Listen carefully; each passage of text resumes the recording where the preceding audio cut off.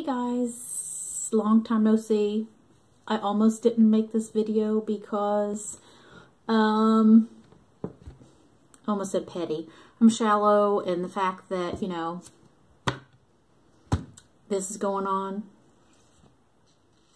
And then I was like, oh well, you know, everybody's had a barnacle, so you can't judge. Can't judge. I was gonna put like some concealer or something on it, and I was just like, whatever, you're not here for my face. Thank God.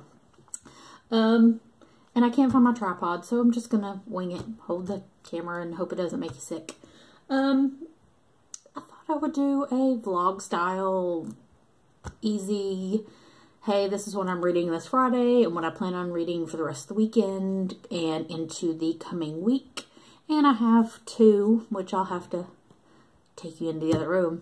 I have two that I got at the used bookstore. And there's a story behind that. I have four that I'm currently reading. Three I'm going to show you. The fourth, I'm just going to tell you what it is because it's an ebook. And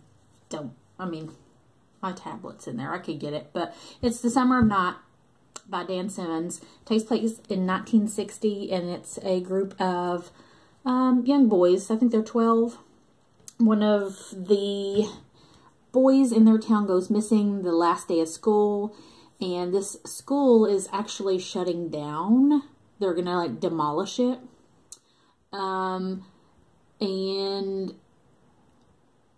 what had happened at the beginning, I'm only 60 pages in, but this boy, they call him Tubby for obvious reasons. Tubby is not the smartest crayon in the box, so he decides that he's going to break through a wall in the boys' bathroom downstairs and see if he can get to the girls' bathroom and peep in on them. Well, Tubby, I think something happens to Tubby in the school, in the walls, because Tubby doesn't come out. And while they're turning in books and doing all the last of school stuff, they hear a scream. And oddly enough, someone, the principal, I believe, comes in and says, oh, it's just, they're working on the furnace. Why are you going to work on the furnace of the school you're getting ready to tear down? So I have a feeling that the principal is in on it. But it's really good. It's an ebook from the library, so I'm going to have to get it done in 2 weeks. I mean, I can do it in 2 weeks, but it is 600 pages, so I've got to do that. And then I have The Last Castle, the epic story of love, loss, and American royalty in the nation's largest home. This one I bought brand new when it came out, and I believe it came out last year or the year before. Let's see, last year. No, I'm still thinking it's 2018, 2017. I was so excited because it's written by Denise Kiernan, who wrote The Girls of the Atomic City, which is like one of the best nonfiction books, in my opinion. And it's dry. It's a little dry. I'm going to read it because I told my husband we need to save our pennies so that we can go, because he's never been, and the last time I did was, I was probably 10 years old. But I was fascinated with it. And it's like an hour and a half from our house. So, come on. It's good. I mean, it's okay. But it's some pages I have to go back and reread because I get distracted. So, there's that. And then Twain's Feast, Searching for America's Lost Foods in the Footsteps of Samuel Clemens by Andrew Bayers. I'm going to go with Bayers. I just randomly pulled this off the shelf down in the basement and started reading it. And each chapter is a different food that was written about by Mark Twain, and just kind of retracing his footsteps on what he ate and enjoyed. And it's amusing that he had the trip, his long trip to Europe.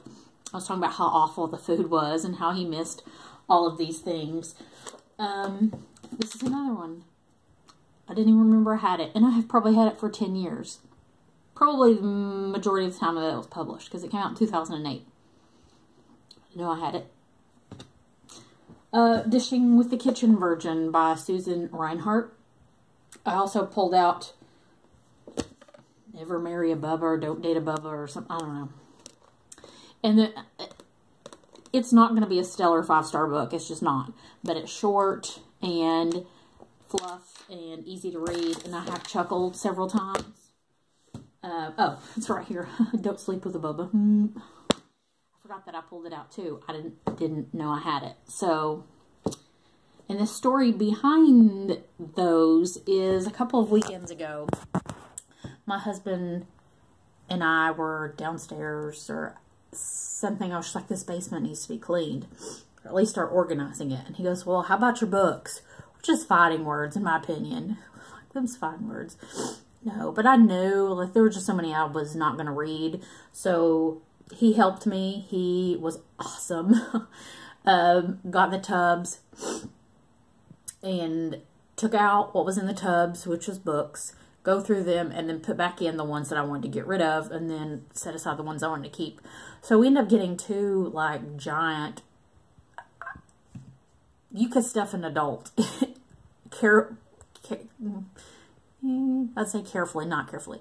You cram an adult in one of these totes. So we had two of those, plus a tote bag. He just came home, so I'm going to make it short.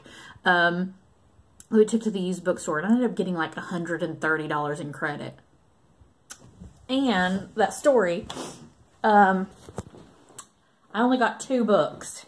So I still have like $116 in credit, which if you see the stickers, you're going to not understand the math. I had 7 left, so I combined it all. So I got two books. So I took like 100 plus, which I kicked my own butt for not showing an unhaul, because it would have been awesome, but I just didn't think. So I got 2. I got Free Food for Millionaires by Min Jin Lee, which I still have to go back and finish Pachinko, and In Pieces by Sally Field. This one has been forever on hold at the library, and I just decided, hey, I'll get it. $12.50, and I'm not paying for it, so. But that's my weekend reading in a nutshell. I feel like I have something else to tell you, but no, but cat hair don't care. I know you don't see my house much, but curtains, he made tie bags. This is not what this video is about, but that's it. Bye.